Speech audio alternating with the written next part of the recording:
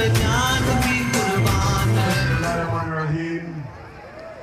इय्याका नअबुदु व इय्याका नस्तईन।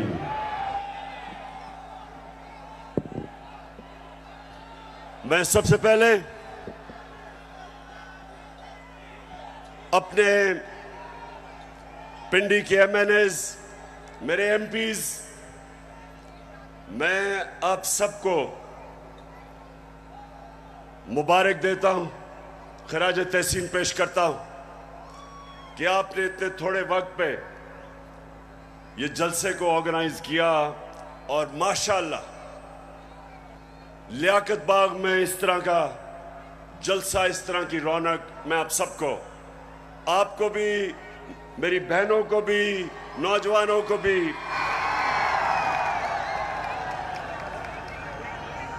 अच्छा,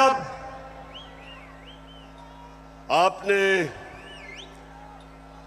बड़ा संजीदा तरीके से मेरी तकरीर सुननी है, क्योंकि आज मेरे मुल्क में कैंपेन चल रही है और मैं उस कैंपेन के ऊपर भी आऊंगा। उस कैंपेन का एक ही मकसद है कि मेरी कौम को हकीकी तौर पे आजाद ना होने दो। मेरे नौजवानों, खास तौर पे आप, मैं भी बैठा आपको देख रहा था, मुस्तकबिल आपका है।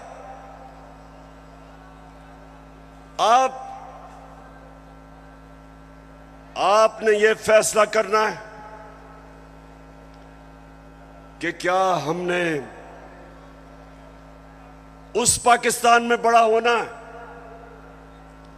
जिसकी ख्वाब देखी थी इल्लामा इकबाल ने और जिसके लिए जदोजहद की थी कायदे आजम ने, या वो पाकिस्तान जिधर कमजोर के लिए एक कानून, ताकतवर कानून से ऊपर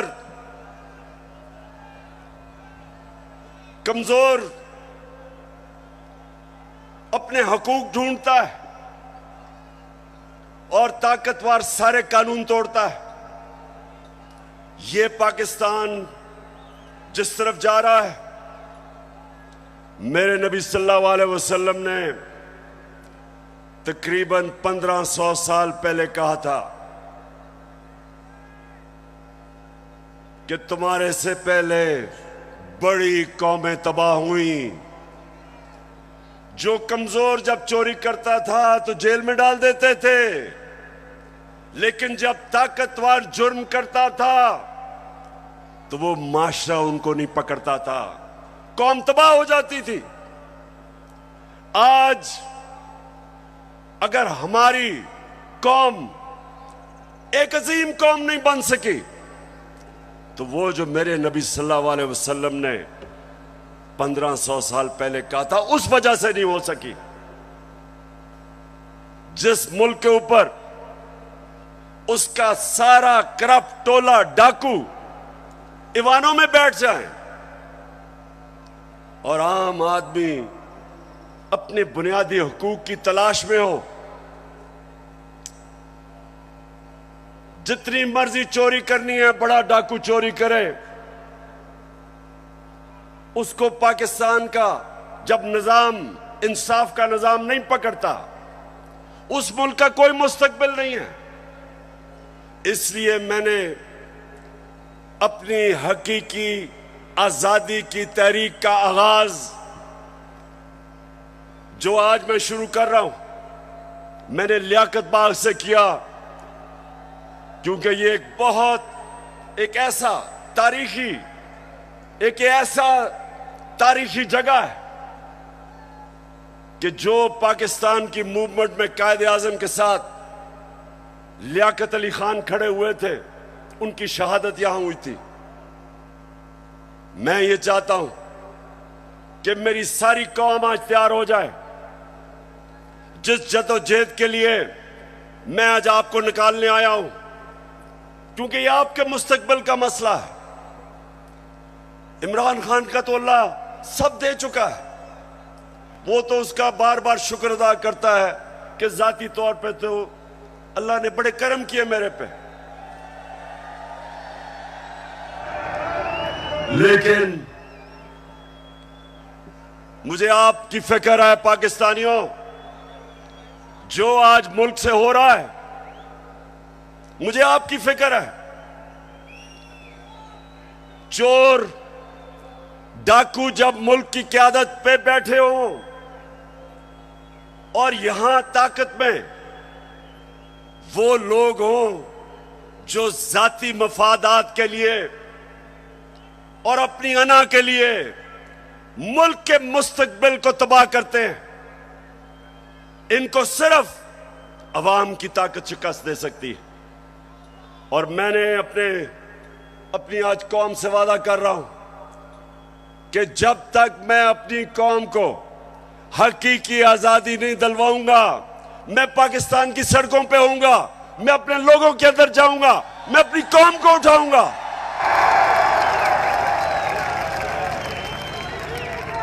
क्यों? नौजवानों सुनो, क्यों इमरान खान को हटाने की जरूरत पड़ी? क्यों बैरूनी साजिश, क्यों बैरूनी साजिश से इमरान खान को हटाया गया? जरा सुने वजह क्या थी। क्या इमरान खान मुल्क के पैसे चोरी करके बाहर बड़े बड़े महल्लात खरीद रहा था? क्या ये मुल्क के पैसे मनी लॉन्ड्रिंग कर रहा था? क्या लोगों की जमीनें चोरी कर रहा था, कब्जे कर रहा था, फैक्ट्रियां बना रहा था? मैंने जितनी देर क़यादत की, इससे कम टाइम पे, जब नवाज शरीफ 1990 में आया था, 17 फैक्ट्रियां बना चुका था। 17 फैक्ट्रियां बना चुका था। मैं सिर्फ क्यों निकाला नवाज शरीफ को? क्यों निकाला? क्योंकि उसने चोरी की थी। लेकिन इमरान खान की रिजीम चेंज क्यों की गई? क्योंकि वो अमेरिका की नौकरी नहीं करना चाहता था।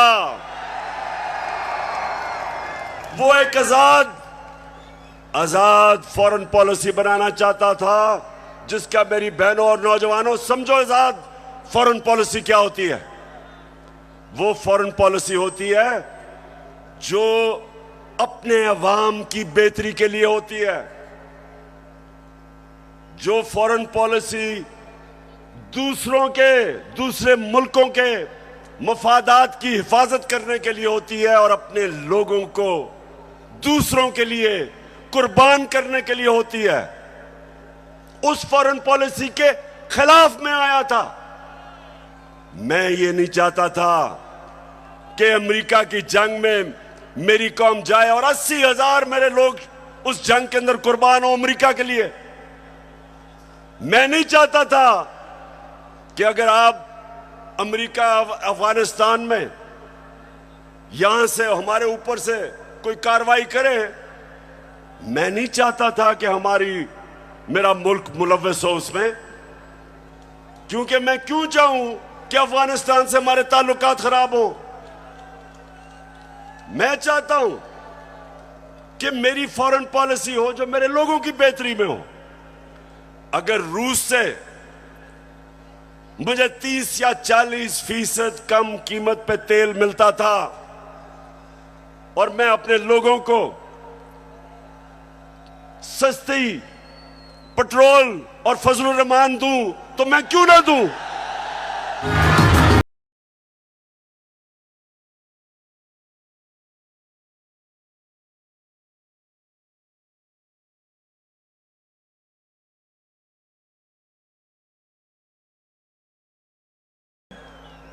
अगर हिंदुस्तान अमेरिका का स्ट्रेटेजिक एलाई, वो रूस से तेल खरीद सकता है और अपने लोगों को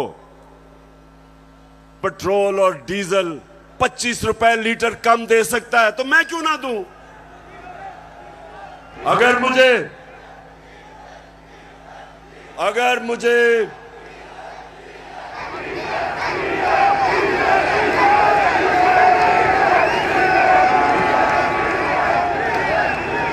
सुने नौजवानों, ये जरूरी है सुनना। देखें, अब आप समझ जाए, आजाद फॉरेन पॉलिसी है हिंदुस्तान की। उनका मुल्क सारे फैसले करता है अपने लोगों की बेहतरी के लिए। हमारे यहां जो गुलाम बैठे हुए थे, फैसले करते हैं दूसरे मुल्क के लिए, अपने लोगों को कुर्बान करते हैं। हम दूसरों की जंगों में शामिल होके अपने मुल्क की तबाही करते हैं। सबसे ज्यादा जो लोग बात नहीं करते, अमेरिका की जंग में जो कबायली इलाके के लोगों से जो जुल्म हुआ, जिस तरह सारा कबायली इलाका उजड़ा, 400 ड्रोन अटैक हुए, औरतें बच्चे मारे गए, उनकी जंग की वजह से 35 लाख कबायली इलाके के लोग नकल मकानी कर गए। कौन जिम्मेदार है? सिर्फ इसलिए कि यहां थोड़े साहिब इख्तिदार बैठे हुए थे जिनको थोड़े डॉलर मिलने थे, जिन्होंने थोड़े से डॉलरों के लिए अपने मुल्क को वो नुकसान पहुंचाया जो अभी भी कबायली इलाका नहीं उस नुकसान से बचा। दूसरी चीज, मैं हमेशा कहता था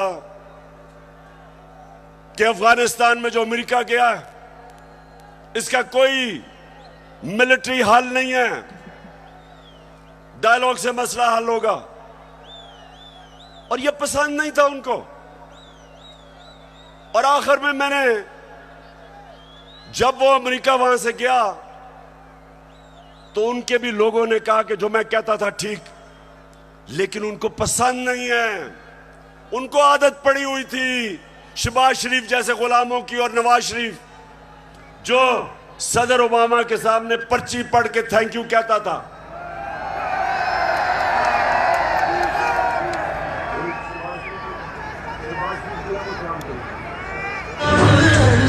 खुदा के काबे से। अच्छा सुने, अब ये बड़ा जरूरी है आपने सुनना, क्योंकि मैंने आज आपको खास आगाज करने आया हूं अपनी हकीकी आजादी की तहरीक, और मैं सबको तैयार करने आया हूं। तो सुनने आपने मेरी बात कि पहले तो हटाया क्यों, फिर इनको तकलीफ क्या हुई बाहर वाले मुल्कों को। पहली दफा पाकिस्तान का प्राइम मिनिस्टर ओआईसी की मीटिंग में जाता है, यूनाइटेड नेशंस की जनरल असेंबली में जाता है, और क्या कहता है? कहता है कि मुसलमानों को बड़ी तकलीफ होती है जब हमारे नबी सल्लल्लाहु अलैहि वसल्लम की शान में गुस्ताखी की जाती है। आजादी राय की आड़ लेके सारे फोरम के ऊपर पहली दफा, बल्कि पाकिस्तान के लीडर ही नहीं, दुनिया में भी किसी मुसलमान लीडर ने यह बात नहीं की। और उसकी वजह से मुझे सबसे बड़ा फख्र यह है कि पहली दफा 2 मगरबी लीडर्स, रूस के प्रेसिडेंट पुतिन और कनाडा का जस्टिन ट्रूडो प्राइम मिनिस्टर, दोनों ने स्टेटमेंट दी कि आप आजादी राय की आड़ लेके हमारे नबी सल्लल्लाहु अलैहि वसल्लम की शान में गुस्ताखी नहीं कर सकते। यह कभी पहले नहीं हुआ। और 15 मार्च, जो मुझे सबसे ज्यादा फख्र है, आप अगर मेरे से पूछे ना कि 3.5 साल में किस चीज में सबसे ज्यादा फख्र हुआ, 15 मार्च यूनाइटेड नेशंस ने फैसला किया कि एंटी इस्लामोफोबिक डे बनाया में।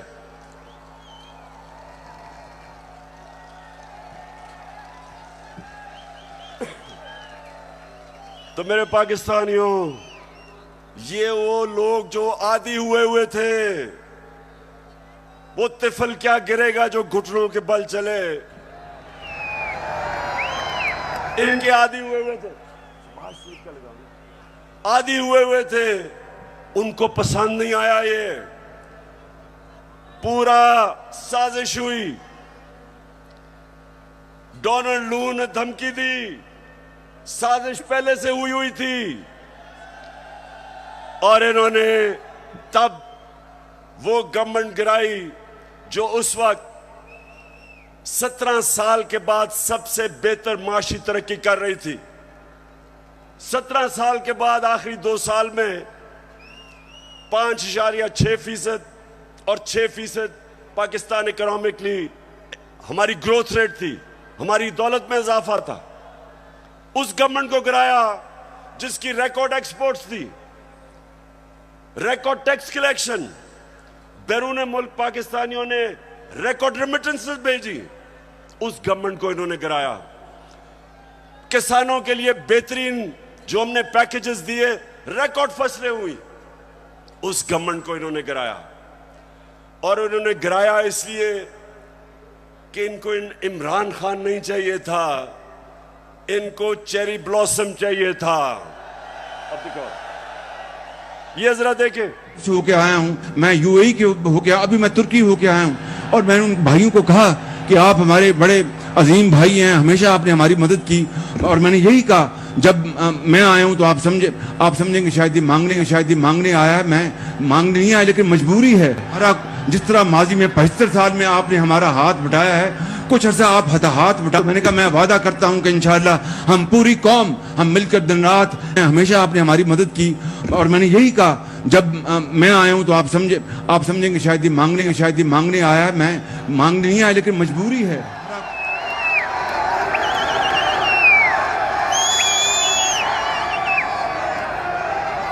तो मेरे नौजवानों, मैं इसलिए आपके पास आया हूं, मैं भी मांगने नहीं आया, मैं आपको तैयार करवाने आया हूं कि अगर इस वक्त मेरी कौम खड़ी नहीं होगी, इस तरह के लोगों की गुलामी करेंगे जो कहता है कि जी हम तो भिखारी हैं, बेगर्स आर नॉट चूजर्स। तो मैं, अब सुने जरा मेरी बात, मैं अगली बात करना चाहता हूं। देखिए, पाकिस्तान में जब ये आए, अब मैं सिर्फ बताना चाहता हूं कि लोगों से हुआ क्या 4 महीने में। मुझे जितने लोगों ने बताया कि जब उनके पास बिजली के बिल आए, कौम के ऊपर गुजरी क्या है, कि किस तरह उनको समझ नहीं आ रही, आम सफेद पोश लोगों को, कि बिजली के बिल दें, बच्चों की फीस दें, खाना दें। बिजली जो हमारे जमाने में 18 रुपए यूनिट था, मैंने 5 रुपए यूनिट सब्सिडी दिलवाई कि कम करो, वो आज 36 रुपए यूनिट है, दुगनी हो चुकी है।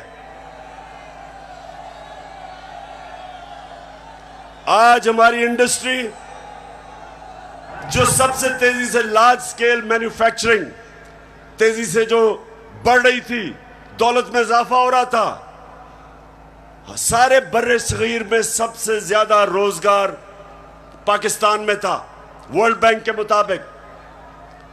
तो इन्होंने जो महंगाई की है, बिजली की कीमतें बढ़ाई हैं, पेट्रोल और फजलुर रहमान की जो कीमत बढ़ाई है, उससे आप समझते कि कितना नुकसान हुआ है इंडस्ट्री, हमारी इंडस्ट्री को नुकसान, बेरोजगारी बढ़ रही है। हमारा तो यहां नौजवान आबादी है, अगर हम रोजगार नहीं देंगे ये लोग किधर जाएंगे? कितने लोग मुल्क से बाहर जा सकते हैं? तो ये जो मैं आज आपके पास सिर्फ अब आपको बताऊं कि इन्होंने जो सारे चोरों के टोला ने मिलके कि जी बहुत महंगाई कर दी इमरान खान ने, मैं ये जरा आप सिर्फ थोड़ा आराम से सुने कि इन्होंने किया क्या है। पहले मैं आता हूं ताकि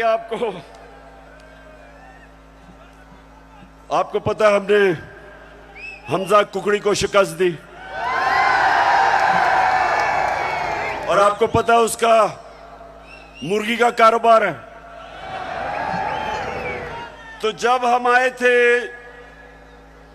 मुर्गी का गोश्त केजी जो बिक रहा था ये हमारे दौर में साल पहले 160 रुपए केजी, आज पहुंच गया 270 रुपए केजी। पेट्रोल एक साल पहले 120 रुपए लीटर, आज पहुंच गया 234 रुपए लीटर। प्याज मैं इसलिए कह रहा हूं क्योंकि आम आदमी प्याज खाता है।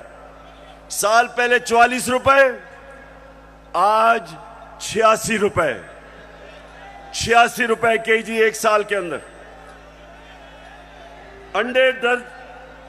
अंडे दर्जन हमारे जमाने में 155 रुपए, आज 211 रुपए। चावल साल पहले 95 रुपए, आज 121 रुपए। दाल माश आम आदमी खाता है, साल पहले 240 रुपए, आज 366 रुपए। चक्की का आटा साल पहले 70 रुपए केजी और आज 105 रुपए केजी। ये खाने पीने की आम आदमी की मैं चीजें बता रहा हूं, मैं पैसे वालों का हालात नहीं बता रहा, मैं अपने आम पाकिस्तानियों का बता रहा हूं। मसरूर की दाल साल पहले 157 रुपए केजी और आज 330 रुपए केजी। ये सुनते रहे, ये महंगाई कम करने आए थे। घी साल पहले 850 रुपए, आज 1420 रुपए। और जरा तीन चीजें सुन लें। देखें हमारे ऊपर कर्जे चढ़े हुए हैं। अब जरा सुने, जरा मैं चाहता हूं नौजवानों आप सुने क्योंकि आपका मुस्तकबिल है। हमारे ऊपर कर्जे चढ़े हुए थे। कर्जे कैसे उतारने हैं? दौलत में इजाफा करके कर्जे उतरते हैं। आपकी जब फैक्ट्रियां चलती हैं, बाहर से सरमायाकारी होती है, आपकी किसानों की पैदावार बढ़ती है, दौलत में इजाफा होता है, उससे आप अपने कर्जे वापस करते हैं। मसलन मैंने दुकान के लिए कर्जा लिया, मैंने दुकान बना ली, अब मैंने कर्जा ले लिया। अब जब जैसे जैसे मेरी ज्यादा सेल होगी, मेरी दौलत में इजाफा होगा, मैं कर्जे वापस करूंगा। अब जब से ये आया क्या हो रहा है? बजाय दौलत में इजाफा होने के फैक्ट्रियां बंद हो रही हैं। इन्होंने बिजली की कीमत उधर पहुंचा दी और गैस की। फैक्ट्रियां मुकाबला नहीं कर सकती हिंदुस्तान का, एक्सपोर्ट्स गिर रही हैं। एक्सपोर्ट्स हमारे जिस महीने हम छोड़ के गए थे, एक्सपोर्ट्स 3.1 अरब डॉलर था, आज एक्सपोर्ट्स इस महीने 2.2 अरब डॉलर, जो 3.1 अरब डॉलर से एक्सपोर्ट नीचे आ गई 2.2 अरब डॉलर पे। रिमिटेंस जो बैरून मुल्क पाकिस्तानी पैसा भेजते हैं, हमारे आखिरी महीने में 3.1 अरब डॉलर, वो नीचे आके 2.5 अरब डॉलर पे आ गई। मतलब कि दौलत में इजाफा नहीं हो रहा, कर्जे बढ़ते जा रहे हैं। इनके पास हल क्या है? आर्मी चीफ से टेलीफोन करवा रहे हैं सऊदी अरेबिया को कि जी पैसे दे दो, क्योंकि इनको तो सारे समझते हैं कि चोर है ये, इनको तो पैसे कोई नहीं देता। तो आर्मी चीफ अमेरिका को कभी टेलीफोन कर रहा है, कभी यूएई को कर रहा है, कभी सऊदी को कि जी पैसे दे दो। तो इससे क्या होगा? वो तो कर्जे देंगे, कर्जे बढ़ते जा रहे हैं। कर्जे वापस कैसे कर रहे हैं? दौलत में तो इजाफा नहीं हो रहा। और इसलिए मेरे पाकिस्तानियों, इसलिए मैं इनको कहता हूं कि एक ही तरीका है इस मुल्क को इस दलदल में जो घुसा रहे हैं निकालने का, और वो है साफ और शफाफ इलेक्शन। एक ही रास्ता है। लेकिन ये सारे खौफजदा हैं। इन्होंने जब हुकूमत गिराई, नौजवानों सुनो, हुकूमत जब गिरवाई, इनका ख्याल था पार्टी का जनाजा निकल गया। उसके बाद जब पब्लिक सड़कों पे आ गई, इन्होंने 25 मई को हमारे ऊपर जुल्म किया दहशत फैलाने के लिए।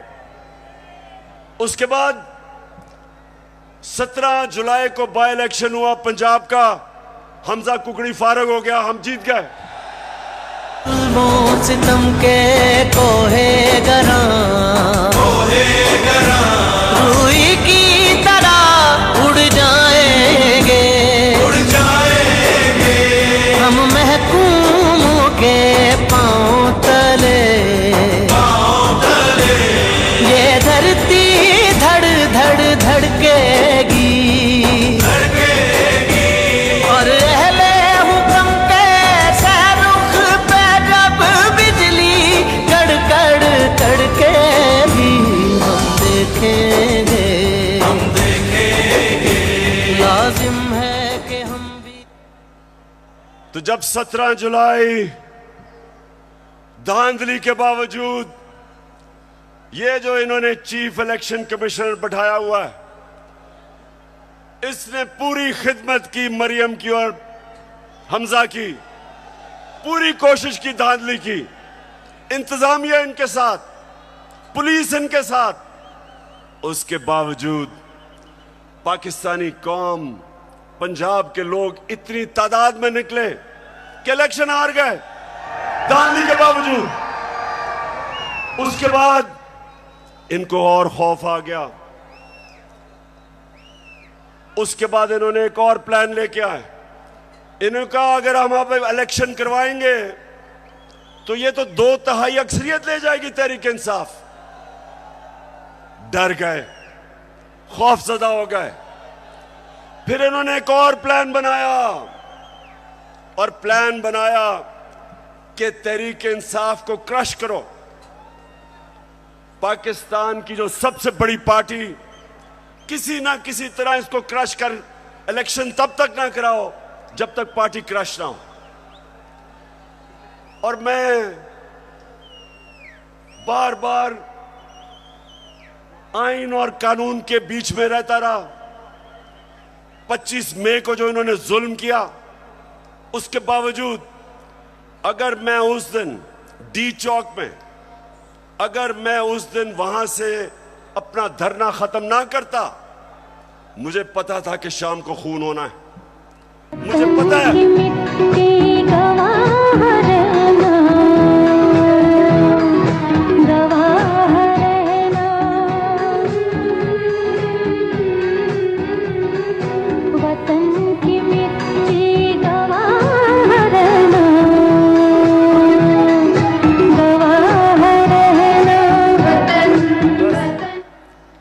तो मैंने वापस इसलिए 25 मई को मैंने धरना इसलिए खत्म किया कि मैं नहीं चाहता था कि यहां तोड़ फोड़ हो, मैं नहीं चाहता था मुल्क में इंतशार हो, मैं नहीं चाहता था कि मेरे मुल्क को नुकसान हो।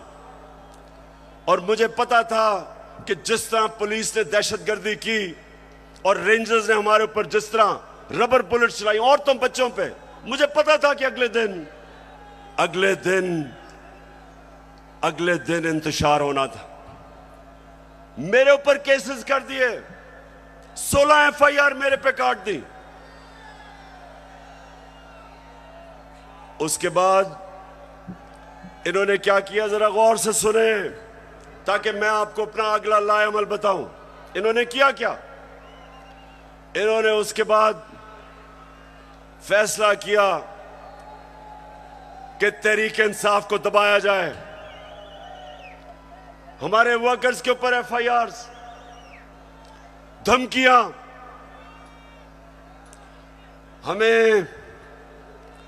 हमें यह कहा गया कि जनाब अगर आप किसी किस्म का अगर आपने किसी किस्म का कानून तोड़ा तो सारा स्टेट की ताकत आपके ऊपर आ जाएगी। एक बहुत बड़ा इस्लामाबाद में तब्दीली भी हुई। एक मिस्टर एक्स उधर लाहौर में और एक मिस्टर वाई को इस्लामाबाद लाया गया हमें सीधा करने के लिए। देखें, मैं अब आता हूं जिस चीज के ऊपर मुझे सबसे ज्यादा तकलीफ है। इन्होंने शहबाज गिल को पकड़ा, अगवा किया, उसको पकड़ के अंदर ले गए, नंगा करके उसको मारा।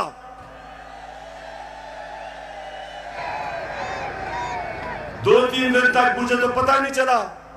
जब मेरे वकील मिलने गए, उन्होंने मुझे आके बताया कि उन्होंने उसका क्या हशर किया। अब शहबाज गिल, जरा मैं सारे पाकिस्तानियों का तो जरा गौर से मेरी बात सुने। वो एक प्रोफेसर है, वो अमेरिका में कॉलेज में पढ़ाता है। वो अपने मुल्क के लिए आया कि यहां वो भी एक नए पाकिस्तान के लिए जद्दोजहद करेगा। उसका कितना बड़ा जुर्म था, कितना बड़ा जुर्म था कि पहले उसको उठा के उसकी गाड़ी का शीशा तोड़ा, उसको उठा के ले गए। उसके ड्राइवर की बीवी को उठा लिया, 10 महीने की बेटी उसकी, उसको ले गए और उसको नंगा करके इन्होंने उसको मारा, उसकी तस्वीरें बनाई। जब वो ज़हनी तौर पे जब वो डिस्टर्ब हुआ तो उसकी तस्वीरें बनाई। मैं वो लोग जिन्होंने ये किया, मैं उन सारों को आज उनसे मुखातिब हूं कि आप सोचें कि आपसे ये होगा, कभी हुआ तो आपके और आपकी फैमिली के ऊपर क्या गुजरेगी। सोचें, एक इंसान की आप डिग्निटी खत्म कर रहे हैं। उसको जानवर भी इस तरह की हरकतें नहीं करते। अल्लाह कुरान में कहता है कि मैंने इंसान को वो सलाहियत दी है कि फरिश्तों से भी ऊपर बना दिया, लेकिन साथ वो ये भी कहता है कि जब इंसान गिरता है वो जानवरों से भी नीचे चला जाता है। ये जो इन्होंने किया है, ये जानवरों से भी नीचे चले गए हैं। खुदा के काबे से सब बुत उठवाए जाएंगे,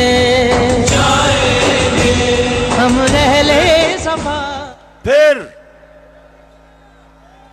झूठ बोला जाता है। सारे डरे हुए होते हैं। सुपरिटेंडेंट सच नहीं बताते कि उसके ऊपर तशद्दुद हुआ, छुपाने की कोशिश की जाती है।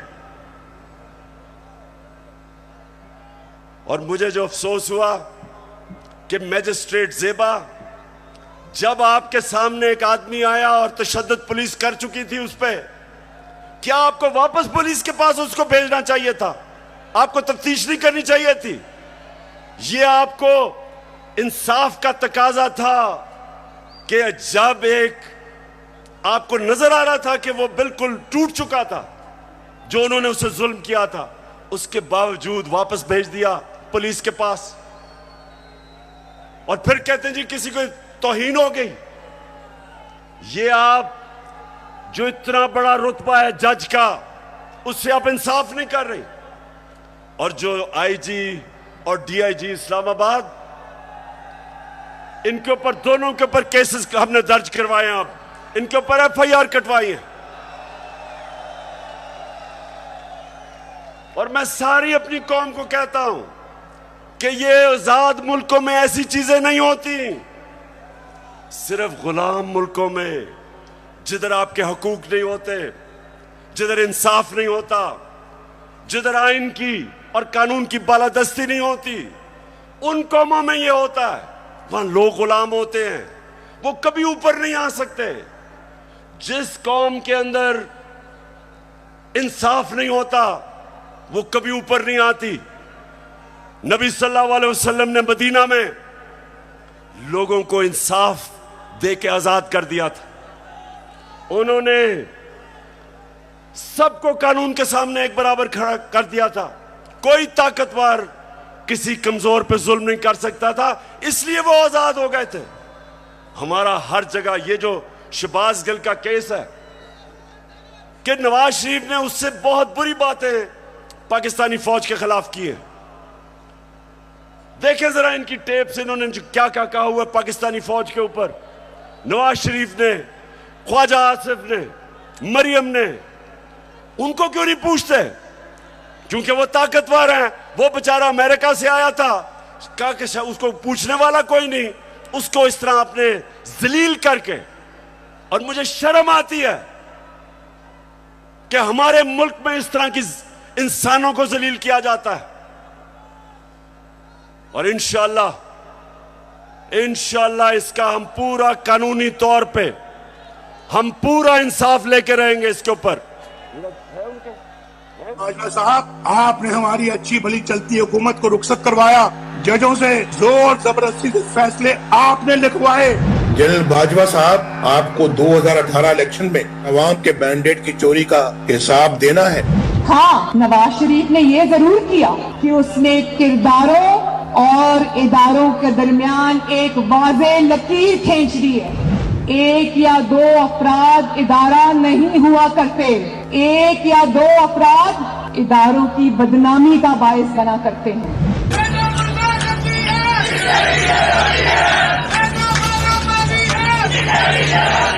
तुम हमें सियासत बतलाते हो, अपने हुदूद में रहो। इसराइल की नौकरी न किया करो। इसराइल के वजीफों पर पलने वाले जर्नलों, अपने हुदूद में रहो। बड़े बड़े रैंकों वालों से भी अपने आप को मुहतरम समझता हूँ, तो सीधे हो जाओ। और अगर बिगड़ोगे तो फिर अगर हम बिगड़ गए तो अफगानिस्तान में अमेरिका का क्या हश्र हुआ, खुदा की कसम यहाँ तुम्हारा वही हश्र होगा। और अभिनंदन की क्या बात करते हैं। मुझे याद है चीफ ऑफ आर्मी स्टाफ तशरीफ लाए, पैर कांप रहे थे, पसीने माथे पे थे। दफा के लिए ये पूरी इंप्यूनिटी के साथ अपना सीना चौड़ा करके डिफेंस बजट को क्लेम कर रहे हैं और मांग रहे हैं कौम से। कौम की हड्डियों से गोश्त तक जो है इन्होंने निचोड़ लिया है और उतार लिया। क्यों पिंडी, आप जज बने और आप फैसला करें कि ये हमारी फौज को क्या ये नुकसान पहुंचा रहे हैं या ये डैमेज करते थे, या वो जो शहबाज गिल ने का वो आपको पता भी नहीं चलेगा उसने क्या कहा इसके मुकाबले में। बहरहाल अगर उसने कुछ कहा तो उसके पास अदालत में जाए, कानून बने हुए हैं। लेकिन नंगा करके किसी के ऊपर तशद्दुद करना ये किसी भी इंसानी माशरे में नहीं होता। ये सिर्फ जानवरों के माशरे में, बल्कि वो भी मैं कहूंगा कि ऐसे नहीं होता। अच्छा, अब जो इनकी गेम है, इनकी गेम ये है कि ये शहबाज गिल को मिसाल बनाई जाए। ARY जो कि हमारा मौकफ, तहरीक इंसाफ का मौकफ पेश करता था, जो पाकिस्तान की नंबर 1 चैनल बन चुकी थी, उसको सिर्फ इसलिए बंद किया गया कि जनाब किसी तरह तहरीक इंसाफ का मौकफ ना पेश किया जाए। पैमरा को इस्तेमाल, अब पैमरा भी आ गया। पैमरा कहता है कि जनाब इमरान खान की लाइव तकरीर नहीं हो सकती। क्या जुर्म किया इमरान खान ने? जुर्म ये किया है, सिर्फ जुर्म एक है कि वो कभी इन चोरों के टोले को तस्लीम नहीं करेगा। ये जुर्म है उसका। ज़माने के अंदाज बदले गए। उसके बाद सोशल मीडिया, उनके बच्चों को पकड़ पकड़ के धमकियां दी जाती है। मीडिया की कोई बात करे उनको धमकी दी जाती है। तो मैं आखिर में अब मैं अपने न्यूट्रल से मुखातिब हूं।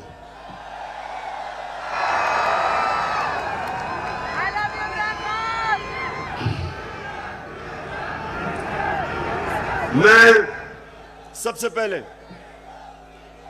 आपको यह बताना चाहता हूं, वो वाले जो 4 लोगों की इनकी स्टेटमेंट है ना,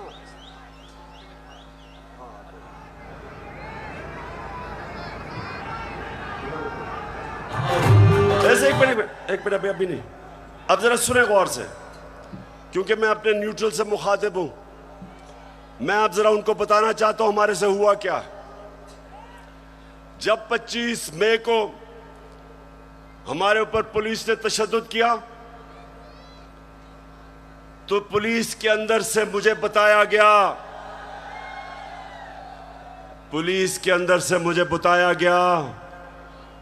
कि जनाब ये पीछे से हमें हुक्म था, यानी कि न्यूट्रल्स का प्रेशर था कि इनको फेंटा लगाओ। जरा सुनते जाए, मैं इस मुल्क के अंदर मेरा जीना मरना है। मैं कोई बाहर नहीं भागूंगा, मेरी कोई बाहर जगह नहीं है, मेरा जीना मरना यहां है।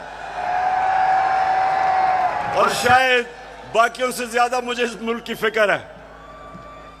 तो मुझे यह कहा गया कि ना जनाब हमारे पीछे से प्रेशर है। फिर ये जो चीफ इलेक्शन कमीशन हर फैसला हमारे खिलाफ दे रहा है, पूरा ये जो मुझे डिस्क्वालीफाई करने की कोशिश है, अंदर से पैगाम आता है कि जी मैं तो वो तो कुछ नहीं कर रहा, पीछे से प्रेशर है बूट का।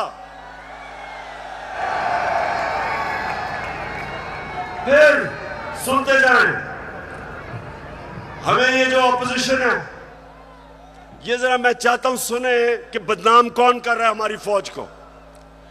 ये अभी ये जो पुलिस वाला जो हुआ शहबाज गिल से, हमने पुलिस से पूछा तुमने तशद्दुद, हमें तो पता ही नहीं जी, पीछे से हुआ है कुछ, वो भी आपकी तरफ कह रहे हैं।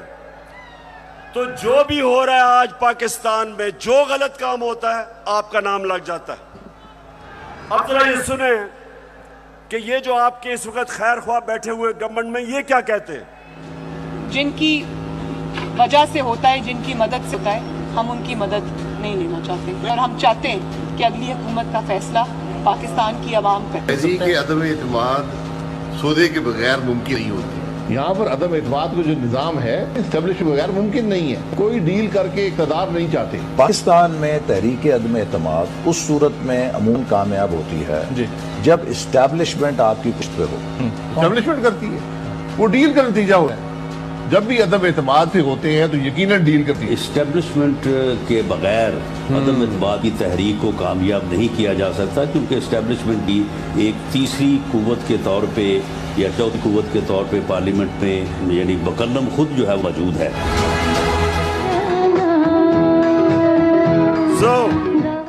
सो मैं ये सवाल पूछता हूं, कौन किसको बदनाम कर रहा है। और उसके बाद जरा सुनते रहे, हमें पैगाम आता है, मेरे घर से कोई मिलने आता है, उसको टेलीफोन आ जाता है एजेंसी से जी कि जी आप क्या करने गए थे। मेरे घर में लोग मिलने आ रहे हैं, पुलिस खड़ी है नीचे, उनके जूते उतार रही है। ये पुलिस नहीं कर रही, पुलिस हमें खुद बताती है कि पीछे से न्यूट्रल्स का हुक्म है हमें। तो मैं आज पूछता हूं कि क्या आप न्यूट्रल हैं या नहीं हैं, बताएं हमें। और अगर नहीं है तो क्यों इस मुल्क को इतना नुकसान पहुंचा रहे हैं। अगर इन लोगों के साथ आपने खड़ा होना है, तो क्या आपका ख्याल है कि जो कौम 30 साल से इनको चोर समझती है, वो क्योंकि आज आप इनके साथ खड़े हैं, वो इनको पाक कर देगी, वो मान जाएगी कि ये नहीं, चोर नहीं है। आपको भी नुकसान पहुंच रहा है। मैं आज इसलिए कह रहा हूं सब कुछ कि मुझे पता है प्लान क्या बना हुआ है।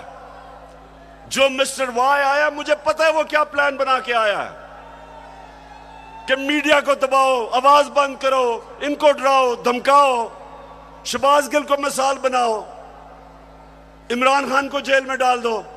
इमरान खान को जेल से कोई फर्क नहीं पड़ेगा। जो करना करो, जो करना करो। मैं अपनी कौम के सामने सारी कौम को इकट्ठा करूंगा, और अगर ये जो डिस्क्वालीफाई कर रहे हैं जी, फंडिंग केस या फलाना केस, जो भी आप करेंगे आप अपनी कौम को नुकसान पहुंचाएंगे। क्यों?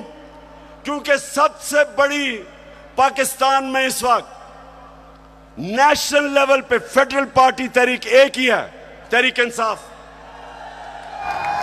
सारे पाकिस्तान में है, सारे सूबों में है।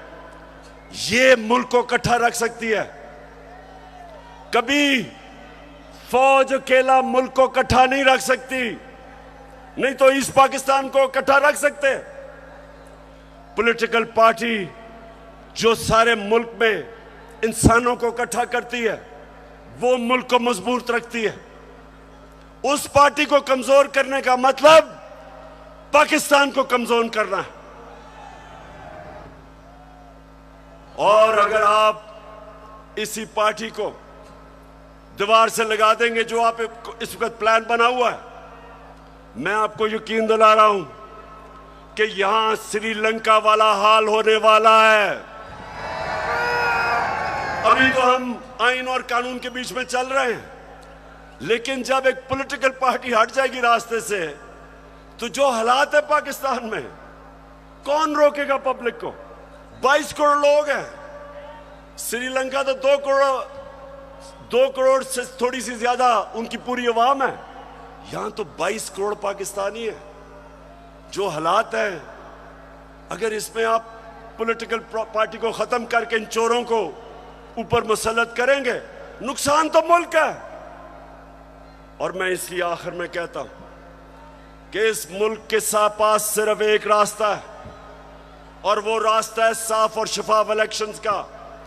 ये जो बाकी तरीके इख्तियार किए जा रहे हैं, एक वो सेटअप, एक जिनके पास पब्लिक में निकल नहीं सकते, जलसा वो नहीं कर सकते, उन लोगों को अगर, और 30 साल से जो चोरी कर रहे हैं, अगर आप समझते हैं कि ये कौम उनको एक्सेप्ट कर जाएगी, कौम भी नहीं एक्सेप्ट करेगी, कोई भी इन्हें एक्सेप्ट नहीं करेगा, ना बाहर इनकी क्रेडिबिलिटी, ना पाकिस्तान में। और आगे हमारे मुल्क के हालात बिगड़ते जाएंगे। ये कर्जे लेके और समझना कि जी मुल्क चलना शुरू हो गया, क्योंकि कई मुल्कों ने कर्जे दिए। ये कैंसर का इलाज डिसिप्लिन से हो रहा है।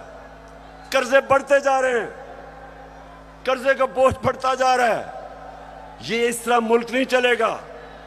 जब तक पॉलिटिकल स्टेबिलिटी नहीं आएगी, माशी हालात ठीक नहीं होंगे। तो मैं आखिर में अपनी तकरीर खत्म करने से पहले